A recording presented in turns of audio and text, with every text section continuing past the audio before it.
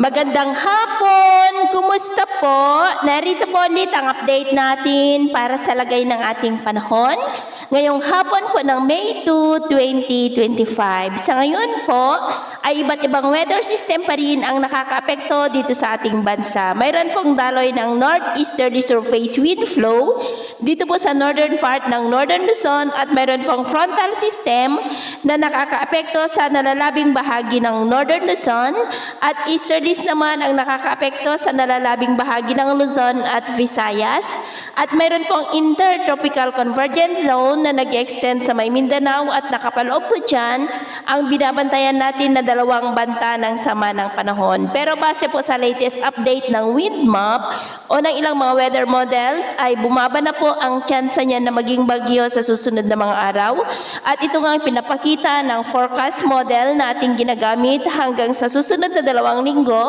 ay posibleng storm free po tayo. Pero paalala lamang po na posible pa na magbago ang forecast na ito, lalo na po at hindi pa tuluyan na nalulusaw ang dalawang sama ng panahon.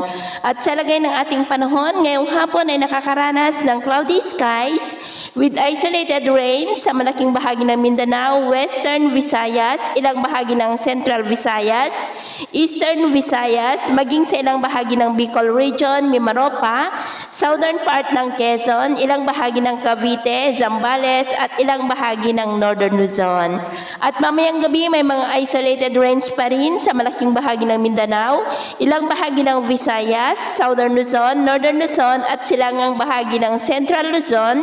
Kaya mag-ingat po tayo dahil posible pa rin ang mga banta ng mga pagbaha at pagguho ng lupa, lalo na sa ilang bahagi ng Mindanao, posible po ang may kalakasan ng mga pag-uulan dyan. At sa atin naman pong mga baybayin, wala naman po tayong nakataas na namang gale warning signals, pero ba yung pag-ingat lamang po kung papalaot tayo para po mas makaiwas sa mga sakunang pangkaragatan. So ito muna ang latest update natin sa araw na ito. At ako po muli si James na nagsasabing sa kahit anong pagsubok po na darating sa ating buhay, huwag na huwag po tayong mawawalan ng pag-asa. Thank you and God bless!